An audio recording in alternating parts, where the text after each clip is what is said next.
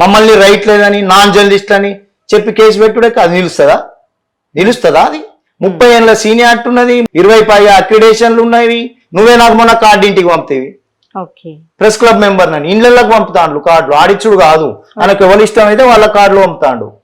ఆయనకు ఎవరికి ఇష్టం అయితే వాళ్ళ మెంబర్షిప్ ఉంచుతాను మిగతాలో పోతుంది 591కి ప్రశ్నిస్తేనే పోతున్నాయా లేకపోతే ఇప్పుడు జర్నలిస్టులం ప్రశ్నించడం అనేది మన రైట్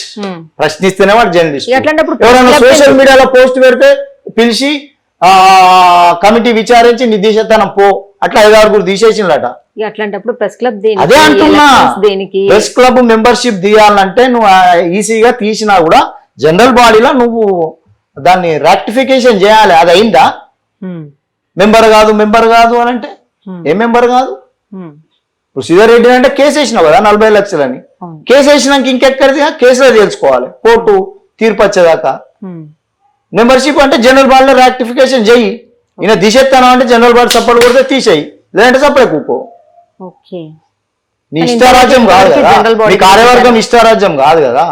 యూనియన్లను పిలవాలి ఒక్క మీటింగ్ కు యూనియన్ పిలిచిండా ఒక్కసారి ఆయన మీద విచారణ కోసం మమ్మల్ని పిలిచిండు తప్ప ఏ కార్యక్రమానికి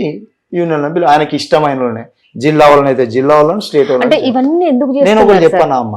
నా స్థాయికి ప్రెస్ క్లబ్ మీద మాట్లాడడం అనేది ఎక్కువ ఫస్ట్ పాయింట్ నేను అధ్యక్షునిగా ఉన్నప్పుడు 12 నియోజకవర్గాలలో అప్పుడు 15 నియోజకవర్గాలు ఉండే 15 నియోజకవర్గాల at a time press club లో ఎన్నికలు పెట్టినాం 15 నియోజకవర్గాలలో ఎట్ ఏ టైం జిల్లాలో ఉన్న 20కి పైగా ప్రెస్ క్లబ్లలో వరంగల్ ప్రెస్ క్లబ్ ఒకటి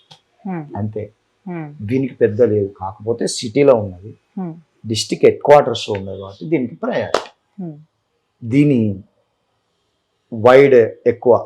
డిస్టెన్స్ ఎక్కువ దీని జియోగ్రఫికల్ గా పెద్దగా కార్పొరేషన్ గ్రేటర్ అని కూడా పెట్టినాం గ్రేటర్ వరంగల్ ప్రెస్ క్లబ్ అనేది కథ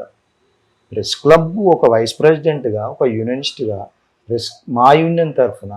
ప్రెస్ క్లబ్ అధ్యక్ష కార్యదర్శులను ప్రపోజ్ చేయించి గెలిపించుకునే బాధ్యత ఉన్నామని నేనే వచ్చి ప్రెస్ క్లబ్ ఎన్నికలు పెట్టండి అని ఫైట్ చేయడం టెంట్ల కోసం ఫైట్ చేయడం ఎన్నికలు పెట్టండి అని చెప్పడం అడ్వైజరీ కమిటీ వెయ్యండి అని చెప్పడం కోర్టులో పోయి కేసు వేయడం ఒక దురదృష్టంగా ఫీల్ అవుతుంది